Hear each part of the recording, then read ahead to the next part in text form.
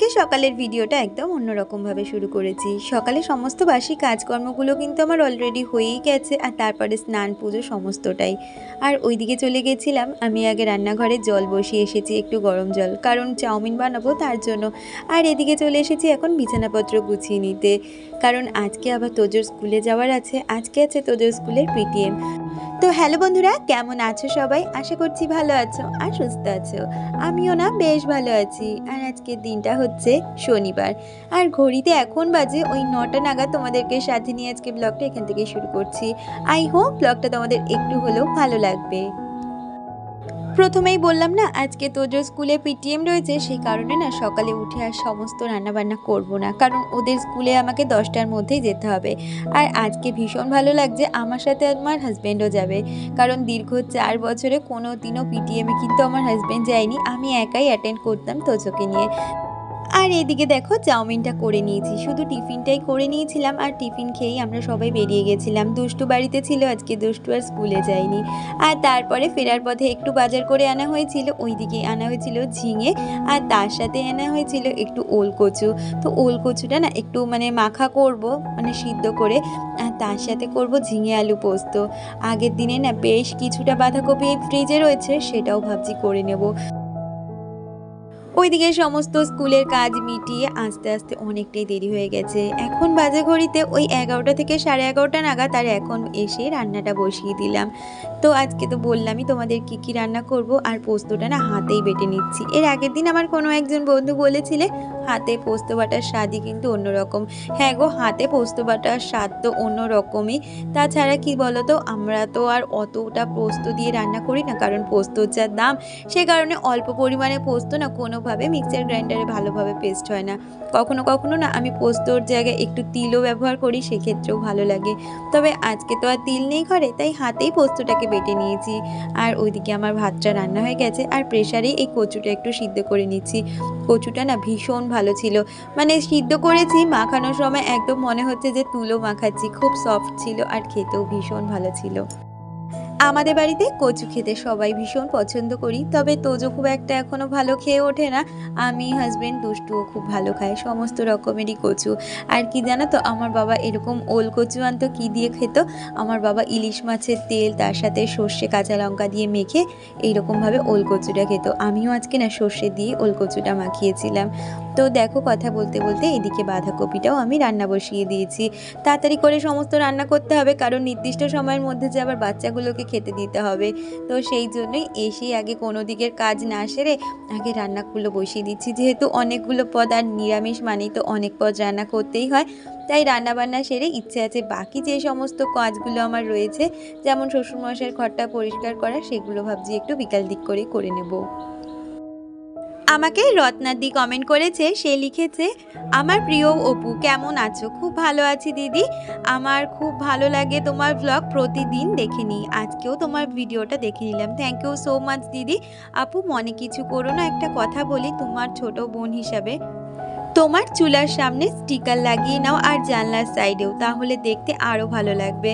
হ্যাঁ দিদি, আমি তো আগের দিনই বলেছি, আমি সমস্ত স্টিকারই তুলে দিয়েছি। দেখতে কতটা ভালো লাগছে জানি না, তবে তুমি জানালে খারাপ লাগছে, শুনে ভালো লাগলো।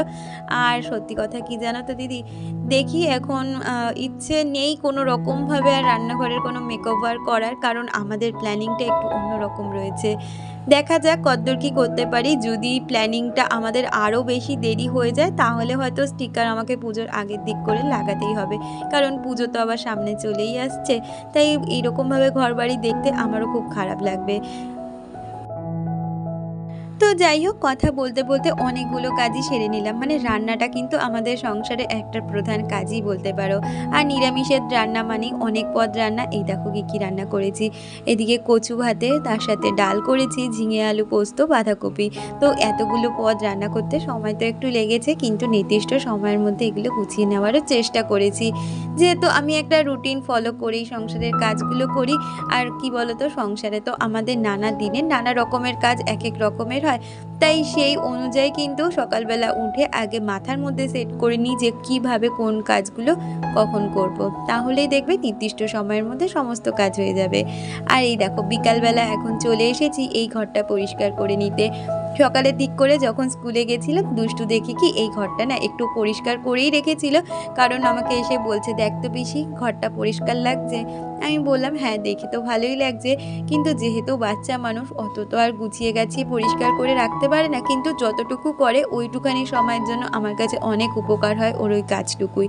তো ও সকালের দিকটা পরিষ্কার করে রেখেছিল, কিন্তু বেশ কিছু জামা কাপড় ছিল যেগুলো আমি একটু এখন ভাঁজ করে নিয়ে বিছানাটা ঝেড়ে নিলাম, সাথে সোফাটাকেও ভালো করে পরিষ্কার করে নিচ্ছি। আমাকে ঝিলি কমেন্ট করেছিলে, তুমি লিখেছো তোমার রান্নাগুলো দারুণ হয়েছে। আমি বারবার করে রেসিপিগুলো দেখছি আর শিখে নিচ্ছি। ভালো থেকো তোমরা সবাই, তুমিও খুব ভালো থেকো তোমার পরিবারকে নিয়ে। আর থ্যাংক ইউ সো মাচ, তুমি যে আমার এই ছোট ছোট ভিডিও দেখে রান্না শিখছো, শুনেও ভালো লাগে। জানি না কতটা তোমাদের বোঝাতে পারি, তবে আমি যেভাবে রান্না করি আমি ভিডিওগুলো সেইভাবে শেয়ার করার চেষ্টা করি। তোমরা অনেকেই আছো যারা আমার রান্না দেখতে পছন্দ করো, সাথে আমার কাজকর্ম পুজো আচ্ছা সমস্তটাই তোমাদের ভালোবাসার জন্যই কিন্তু প্রতিদিন হাজারো অসুবিধার মধ্যে থেকেও আমি আমার ভিডিওগুলো তৈরি করার চেষ্টা করি। আর কয়েকদিন ধরে দেখতেই পাচ্ছ ভিডিওর লেন্থটা অনেকটাই ছোট হয়ে যাচ্ছে, কারণ কি জানো তো এই বিকালবেলা কাজবাজগুলো করার পরে তোজোকে নিয়ে অনেকটা সময় পড়তে বসিয়েছিলাম, আর তারপরে হঠাৎ করে কীরকম আমার শরীরটা লাগছিল, মাথা যন্ত্রণা করছিল আর চোখটা না ভীষণভাবে জ্বালা করছিল, তাই আর রাত্রিবেলার কোনো ভিডিও শেয়ার করতে পারিনি। তাই জন্য হাজব্যান্ড আজকে না রুটিও কিনে নিয়ে এসেছে। রান্না বান্না তো করতেই পারিনি, দুপুরের কিছু রান্না ছিল যেমন বাঁধাকপি ঝিঙে আলু পোস্ত, সেগুলো তো ছিলই, সাথে রুটিটা কিনে আনা হয়েছিল। আর ওই যে সকালের দিকে বললাম না দুষ্টু আজকে স্কুলে যায়নি, সে কারণে সকালে স্নান করার সময়ই দুষ্টুর স্কুল ড্রেস তোজোর স্কুল ড্রেস সবারটাই কেচে দিয়েছি। আর বিকালের মধ্যে সমস্তটা তো শুকিয়ে গেছে, তাই ভাবলাম একেবারে আয়রন করেই রেখে দিই, তাহলে আর স্কুল যাওয়ার সময় কারোকে আয়রনের ঝামেলা করতে হবে না আর তাড়াহুড়োটা পড়বে না। চেষ্টা করি শনিবার দিন করে যখন জামা কাপড়গুলো আমি ধুয়ে দিই, মানে স্কুলের যে জামা কাপড়গুলো থাকে সেগুলো শনিবার দিন বিকালে যদি শুকিয়ে যায় তাহলে একেবারে আয়রন করে রাখতে, তাহলে না আমারও অনেকটা সুবিধে হয়। না হলে আবার হাজব্যান্ডকে স্কুল যাওয়ার সময় সবার ড্রেস আয়রন করে দিতে হয়। তো সেই জন্য এই এখন দেখো তোজোর ড্রেসটাও আয়রন করে নিচ্ছি। ওর না প্যান্টটা এখনও শুকায়নি, তো ভাবছি কালকে আর একবার রোদে দিয়ে দেবো ওর প্যান্টটা, তারপরে আয়রন করে একসাথে দুজনের ড্রেস রেখে দেবো, কারণ সোমবার হলেই তো আবার স্কুল শুরু। আর এদিকে বিকালে যেই সমস্ত কাজকর্মগুলো আমার থাকে, যেমন জামা কাপড় গুছানো ভাঁজ করে রাখা, সেগুলো তো করেই নিয়েছি, সাথে এখন ঘরটাকেও সুন্দরভাবে ঝাড় দিয়ে নিচ্ছি। তাহলে চলো এই কাজগুলোর সাথে সাথে আমার আজকে সুন্দর কয়েকজন বন্ধুদের নাম নেওয়া যাক। ঝিলি ব্যানার্জি, সায়ন্তিকা বর্মন, চৈতালি বাগ, শিরাশ্রী মুখার্জি, রত্নার লাইফস্টাইল। তোমাদের সকলকে অনেক ধন্যবাদ আর অনেক ভালোবাসা প্রতিদিন আমাকে এত সুন্দর সুন্দর কমেন্ট করার জন্য। তোমাদের এই সুন্দর কমেন্টগুলোই কিন্তু পরবর্তী সময় আমাকে একটা ভিডিও বানাতে অনেকটাই মোটিভেট করে। আর এই দেখো কথা বলতে বলতে সমস্ত ঘর বারান্দাটাকে ভালো করে ঝাড় দিয়ে নিচ্ছি। আর ওইদিকে জানো তো বাচ্চাগুলো খেলছিল, সেই সুযোগেই আমি এখন ঘরটা ভালো করে পরিষ্কার করে নিচ্ছি। আর তারপরে সোজা চলে এসেছি রান্নাঘরে। রান্নাঘরের যে বাসনগুলো ছিল মানে ওই গ্যাসের ঝিকগুলো, সেগুলোকেও এখন ভালোভাবে লাগিয়ে নিয়ে তারপরে রান্নাঘরের জানলাটা খুলে দেবো, কারণ দুপুরের পর থেকে আর না বৃষ্টিটা হয়নি। এখন তো বর্ষার বৃষ্টি মাঝে মাঝে হচ্ছে, মাঝে মাঝে থেমে যাচ্ছে, আর তার মাঝে অনেকটা সময় কাটিয়ে নিয়েছি। এখন চলে এসেছি সন্ধে দিতে।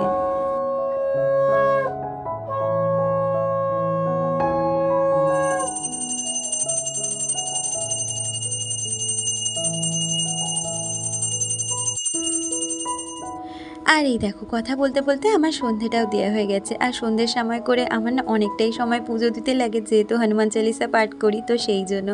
আর তারপরে সমস্ত ঘরে আমি ধূপ দেখিয়ে নিচ্ছি।